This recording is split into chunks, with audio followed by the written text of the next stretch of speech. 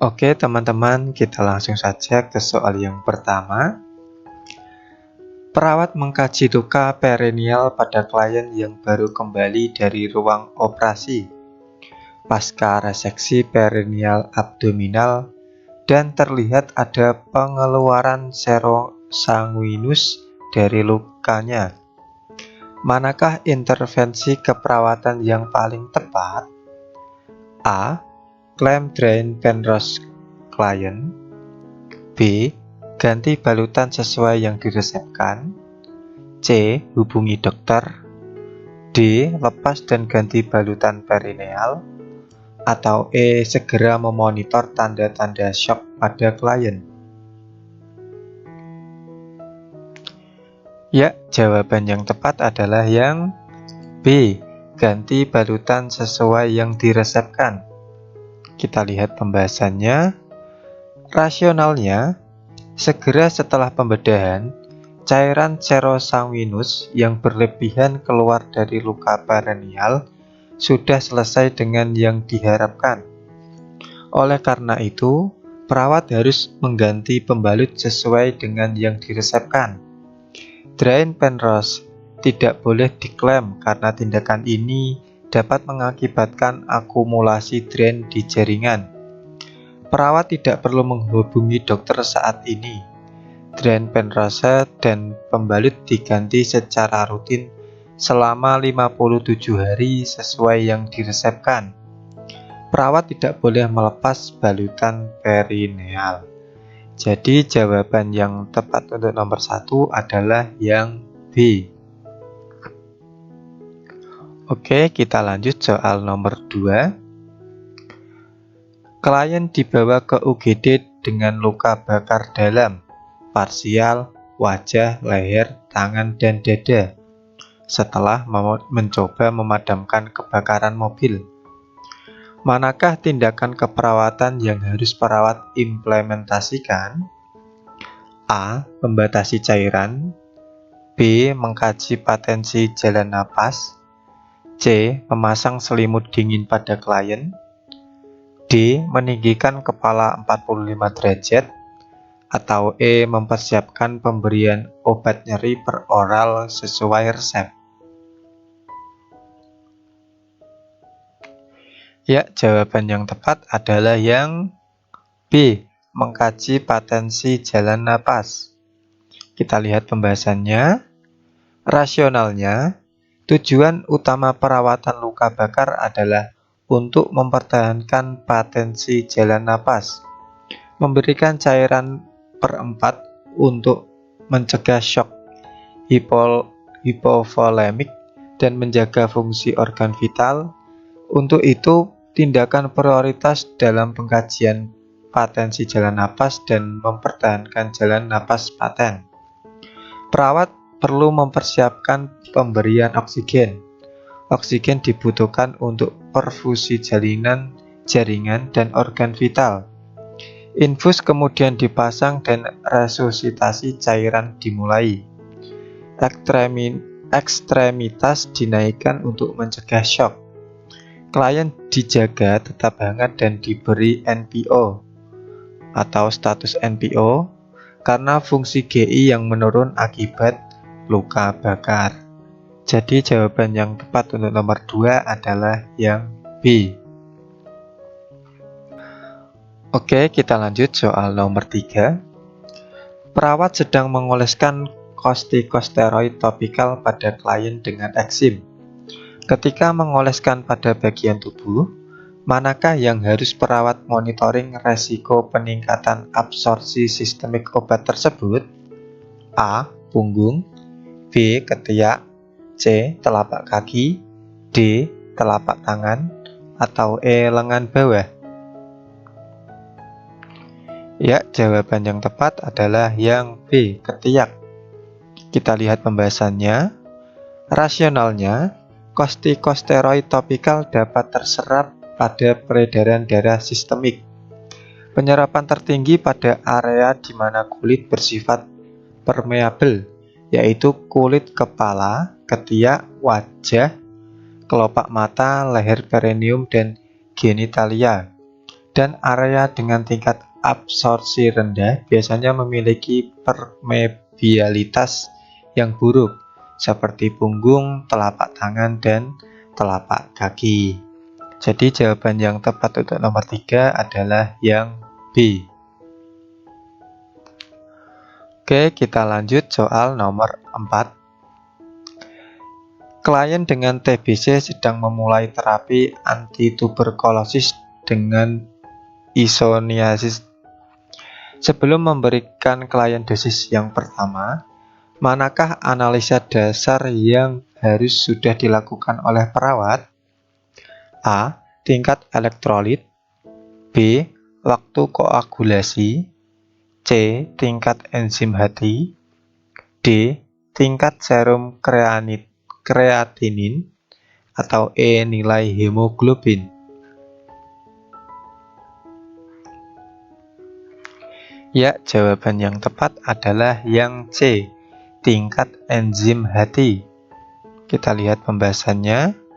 Rasionalnya, terapi isoniazid dapat menyebabkan peningkatan tingkat enzim hati dan hepatitis. Oleh karena itu, tingkat enzim hati dipantau ketika awal terapi dan selama 3 bulan pertama terapi. Pada klien yang berusia lebih dari 50 tahun atau ketergantungan alkohol, perlu dipantau lebih lama lagi. Tes laboratorium pada pilihan A, B, D, dan E tidak diperlukan. Jadi jawaban yang tepat untuk nomor 4 adalah yang C. Oke, kita lanjut soal nomor 5. Perawat mengajarkan cara merawat kulit pada klien yang menerima radioterapi eksternal. Mana pernyataan klien berikut yang mengindikasikan perlunya suatu instruksi lanjutan? A. Saya akan merawat area dengan hati-hati. B. Saya akan menggunakan baju yang longgar. C. Saya akan menghindari penggunaan deodoran. D. Saya akan mengurangi terkena sinar matahari 1 jam sehari. Atau E. Saya akan menghindari pakaian yang menimbulkan gatal. Ya, jawaban yang tepat adalah yang D. Saya akan mengurangi terkena sinar matahari 1 jam sehari. Kita lihat pembahasannya. Rasionalnya, klien perlu dianjurkan menghindari sinar matahari karena akan beresiko mengalami kerusakan integritas kulit. Pilihan A, B, C, dan E adalah perawatan yang benar untuk klien dengan radioterapi eksternal. Jadi jawaban yang tepat untuk nomor 5 adalah yang D. Oke, kita lanjut soal nomor 6. Perawat sedang merawat klien terdiagnosis influenza dengan gejala muncul sejak kemarin. Terapi antivirus diresepkan dan perawat memberikan instruksi kepada klien tentang terapi. Manakah kalimat klien yang menunjukkan bahwa klien telah memahami instruksi tersebut? A. Saya harus minum obat sesuai yang diresepkan. B. Sejak saya minum obat ini, penyakit saya tidak menular lagi. C. Saya tidak akan mengalami demam atau infeksi saat meminum obat ini. D. Obat-obat ini memiliki efek samping yang minimal dan saya bisa kembali ke aktivitas normal saya. Atau E. Jika kondisi saya sudah membaik, saya dapat berhenti meminum obat ini. Ya, jawaban yang tepat adalah yang A. Saya harus meminum obat sesuai yang diresepkan. Kita lihat pembahasannya. Rasionalnya, obat-obatan antivirus untuk influenza harus diminum sesuai dengan yang diresepkan. Pengobatan ini tidak dapat mencegah penyebaran influenza dan klien biasanya masih dapat menularkan penyakit sampai 2 hari setelah memulai pengobatan antivirus.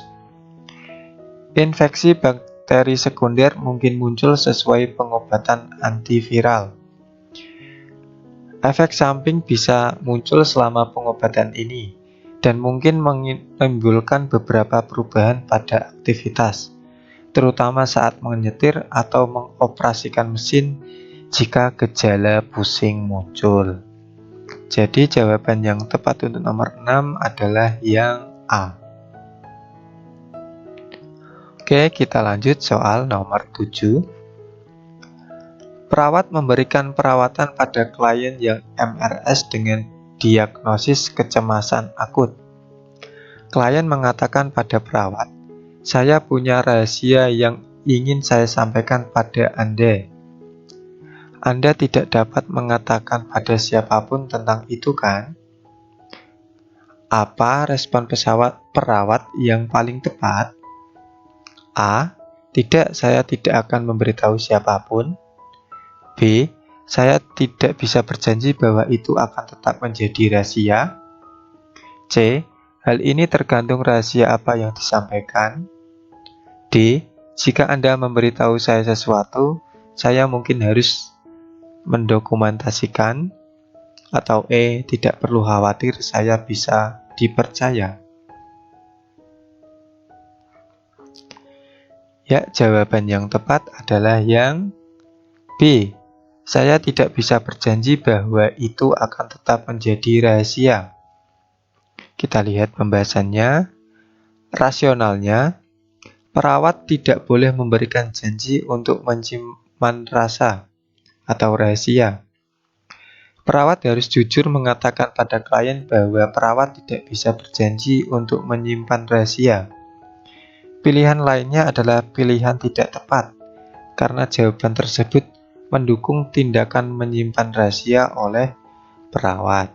Jadi jawaban yang tepat untuk nomor 7 adalah yang B. Oke, kita lanjut ke soal yang ke-8. Seorang klien depresi sedang dirawat sejak 2 hari yang lalu, tiba-tiba tersenyum dan melaporkan bahwa krisisnya sudah selesai. Klien mengatakan pada perawat, "Akhirnya saya sembuh." Bagaimana perawat menginterpretasi perilaku ini sebagai petunjuk untuk memodifikasi rencana perawatan? A. Menanyakan adanya pengurangan obat atau pengobatan. B. Mengizinkan peningkatan aktivitas di dalam kamar. C.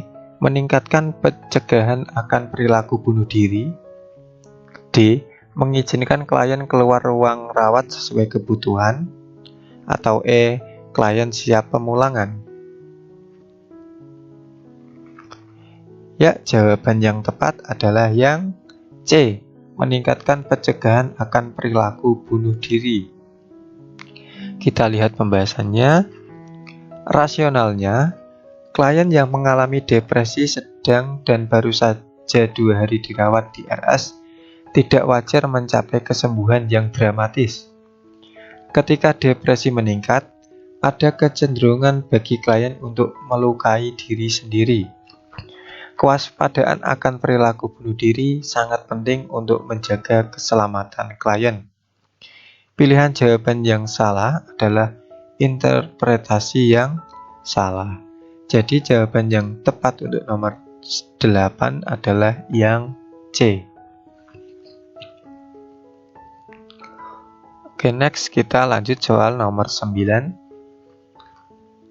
Saat merencanakan penugasan pada tim yang terdiri dari seorang perawat beregistrasi, seorang perawat pelaksana berlisensi, dan 2 asisten perawat yang tidak berlisensi, tugas manakah yang paling sesuai untuk perawat pelaksana berlisensi?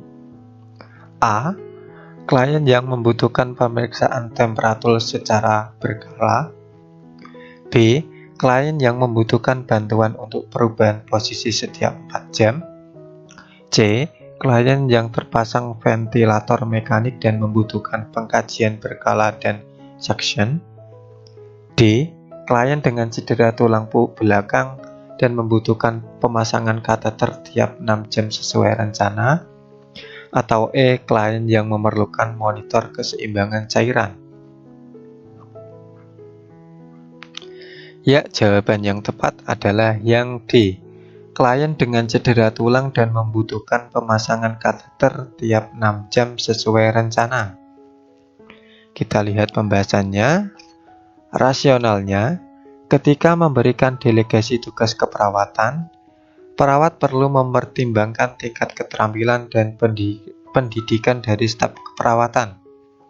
Pemeriksaan suhu perubahan posisi dapat dilaksanakan dengan baik oleh perawat tanpa lisensi. Perhatikan karakteristik klien pada setiap pilihan jawaban. Klien terpasang ventilator mekanik yang membutuhkan pengkajian berkala dan tindakan suction sangat dikerjakan oleh perawat terregister. Perawat pelaksana berlisensi terlatih pada pemasangan kateter urin, sehingga klien pada pilihan jawaban D dapat ditugaskan pada staf keperawatan tersebut. Jadi jawaban yang tepat untuk nomor 9 adalah yang D. Oke, kita lanjut soal nomor 10. Perawat klinik bersiap untuk melakukan pengkajian fokus pada klien yang mengeluh gejala seperti demam, batuk, dan kongesti paru. Manakah berikut ini jenis pengkajian yang tidak perlu dilakukan oleh perawat? A. Melakukan auskultasi suara napas. B. Memeriksa suhu tubuh klien. C. Mengkaji kekuatan denyut nadi perifer. D. Mengkaji informasi tentang pernapasan keluar. Atau E. Mengkaji riwayat pernapasan. Ya, jawaban yang tepat adalah yang C. Mengkaji kekuatan denyut nadi perifer. Kita lihat pembahasannya. Rasionalnya, pengkajian fokus dikhususkan untuk masalah jangka pendek, seperti keluhan klien. Karena klien mengeluh demam, batuk, dan kongesti paru, maka perawat hanya berfokus pada sistem pernapasan dan kemungkinan terjadinya infeksi. Pengkajian mendalam meliputi riwayat kesehatan secara lengkap dan pemeriksaan fisik, lalu dibuatkan data awal. Mengkaji kekuatan denyut nadi perifer berhubungan dengan pengkajian vaskular yang tidak berhubungan dengan keluhan klien. Pemeriksaan muskuloskeletal dengan neurologis juga tidak berhubungan dengan keluhan klien. Meskipun demikian, kekuatan denyut nadi perifer serta pemeriksaan muskuloskeletal dan neurologis akan dilakukan pada pengkajian mendalam. Demikian juga dengan bertanya pada klien tentang riwayat penyakit keluarga akan dimasukkan dalam pengkajian mendalam. Jadi jawaban yang tepat untuk nomor 10 adalah yang C.